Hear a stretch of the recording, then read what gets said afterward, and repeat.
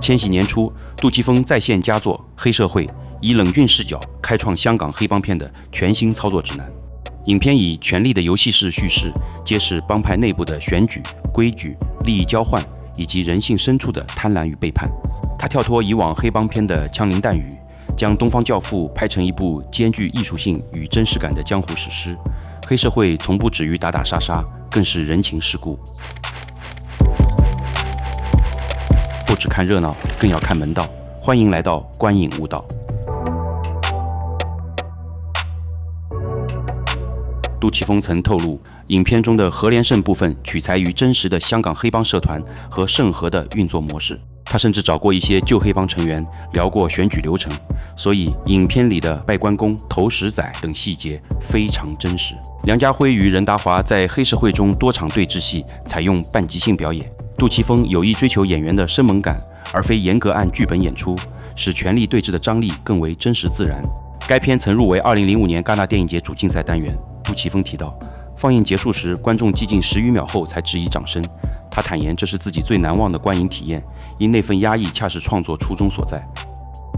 正片开启，伴随罗大佑的配乐，画面浮现洪门的邀聘，像一张入会会员证。随即，兄弟们齐声诵读洪门36誓，象征帮规与信念。洪门员起名清，南方各地人士以反清复明为号聚合，逐渐壮大，成为黑白两道游走的独特组织。本片中的何连胜正是洪门延续至今的支脉缩影，既有悠久历史，也具严密制度。镜头转至当代，何连胜骨干家属麻将闲聚，孩童追逐嬉闹，一派和乐氛围。与此同时，各堂口大哥激烈讨论新一届话事人选举，梁家辉饰演的大帝，任达华饰演的阿乐成为焦点，大佬们各持己见，阐述心中理想人选。正当议论白热化，反黑组阿 Sir 突然以涉黑罪名将众人带回警局，这是高层在选举关键时刻施压，企图以和平方式平稳过渡。另一边，野心勃勃的大帝在码头约见鱼头标，意图用钱收买其大哥川报的选票。他将钞票扔在对方身上，以命令口吻要求叫他选我，尽显嚣张气焰。鱼头标本想讨好，反遭羞辱，大帝更命其小弟飞机当场吞噬勺子，不料飞机竟真将勺子嚼碎咽下，目光凶狠，暗伏其狠人身份与后续剧情。不服气，实力比他大的行吗？与此同时，阿乐则以谦和姿态拉拢元朗堂口，承诺壮大帮派，扩展地盘，风格与大帝截然不同。而林家栋饰演的东莞仔则沉稳运筹帮派事务，暗示其务实狠辣的角色定位。被捕大佬因证据不足获释，反黑组借此敲山震虎，警示帮派在选举期间勿生事端。随后，镜头转向帮派内部三代势力龙根、关宰森与古天乐饰演的吉米。吉米将大帝提供的20万选票资金交给关宰森，而关宰森因赌球私扣半数，仅转交10万给元老龙根。龙根一边数落大帝，一边携女伴当场离去。短短一场戏，清晰勾勒出三代人的差异。青年一代吉米研习金融，冷静务实；中生代关宰森沉迷赌毒，不讲规矩；老一辈龙根则沉溺色欲，形象鲜明，暗示帮派内在的瓦解与冲突。话事人选举在昏暗中进行，由元老邓博主持，福禄寿3位元老见证。众元老表面上激烈争论选择大帝或阿乐，实则人选早已内定，争论不过形式。直至邓博一句请茶，气氛骤缓，伴随悠然乐曲，杜琪峰以骤然静默将叙事推向投票时刻，吊扇缓缓转动，邓博从容侦查，众人于肃静中等待最终结果。插叙片刻，两位候选人却显得从容。大帝在妻子陪伴下试穿定制西装，谈笑间尽显得意，更早已备下庆功宴，势在必得。阿乐则独自逛市场买菜闲聊，只想着回家为儿子做饭。选举现场茶饮过后，邓博做出最终发言，他提醒在场元老，社团能有今日，倚仗的是规矩与公信力，若容金钱操纵选举，未来必将崩坏。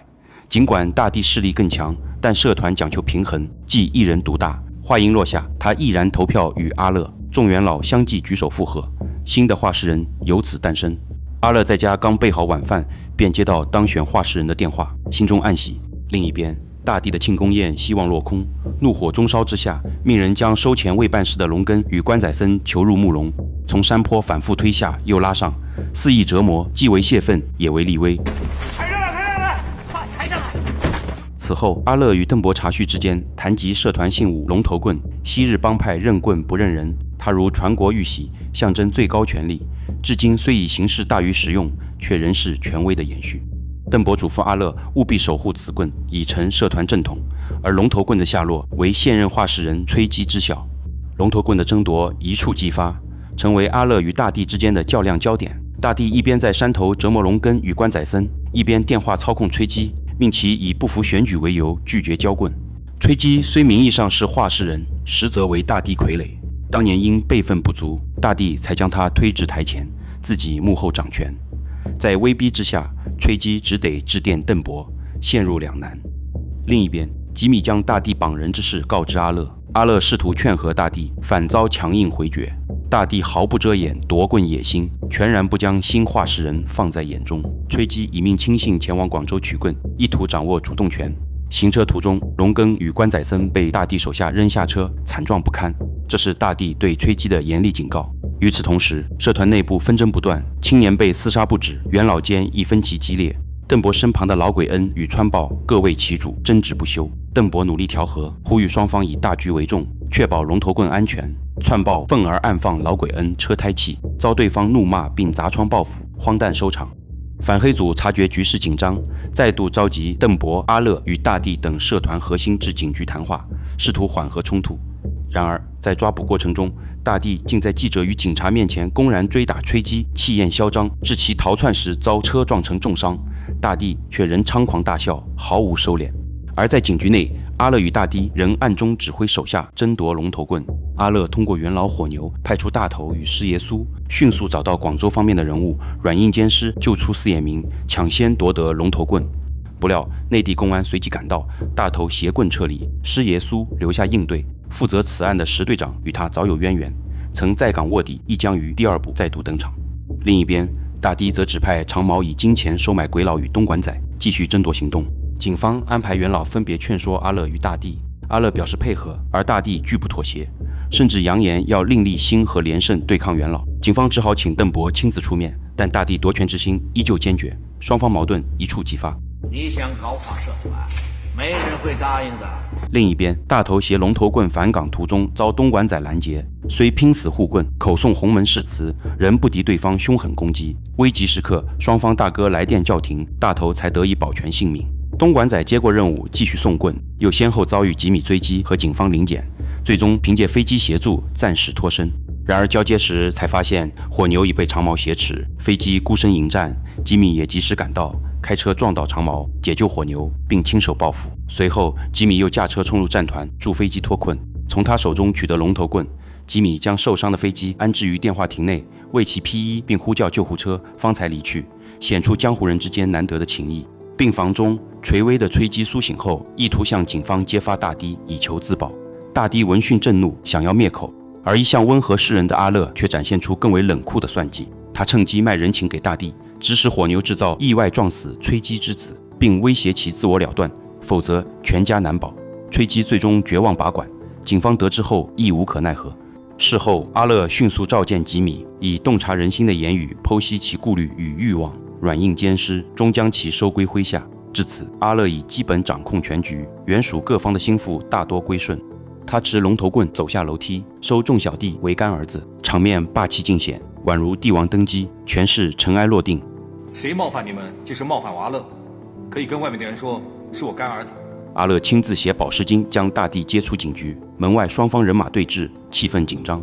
阿乐邀大帝同车进行最终谈判，车队前后并行，堪称经典场面。车上，阿乐详细列出尖沙咀各地盘的利益账目，提出合作方案，既保留大帝原有利益，更承诺分配新业务，并表态将支持其竞选下届画事人。他同时警告，若拒绝合作，唯有两败俱伤，看似选择，实则大帝已无他路。至此，阿乐已牢牢掌握社团权柄。随后，众地区大佬举行结拜仪式，歃血为盟，呼应洪门传统。昔日反清复明的义士组织，如今已成帮派合法性的象征，颇具戏剧张力。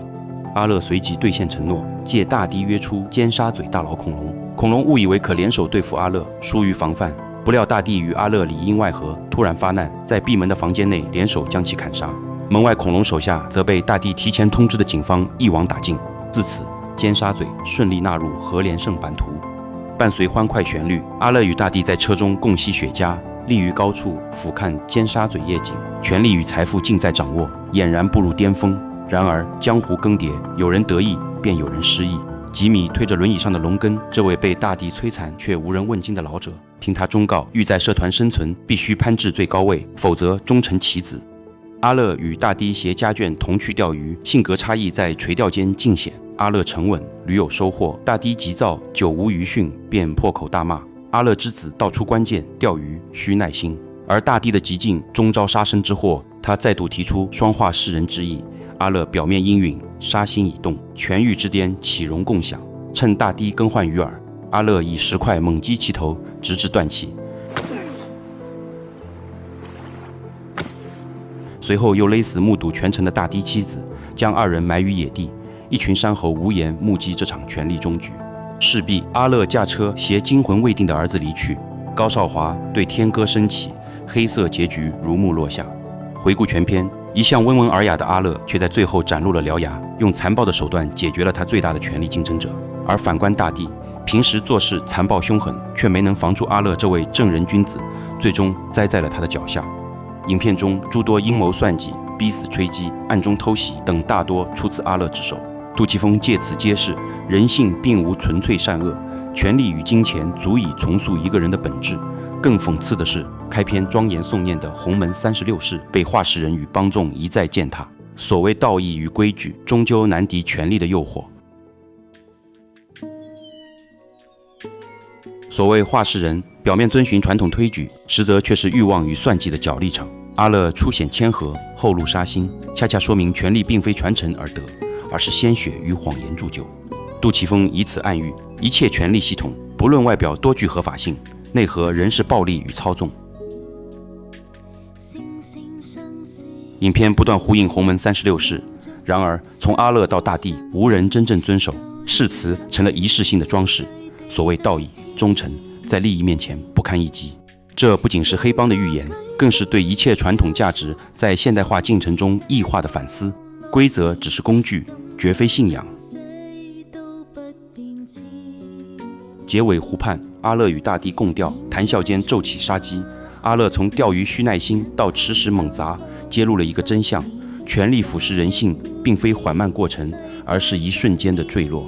杜琪峰用极简场景完成一场心理仪式。当权力达到临界，人非人，兽非兽，唯剩贪婪与恐惧。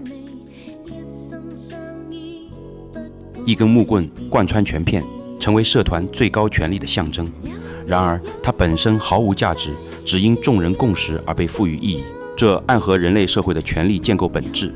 一切权威不过是集体想象的产物，谁持棍谁话事，实则是谁狠谁话事，谁赢谁定义规矩。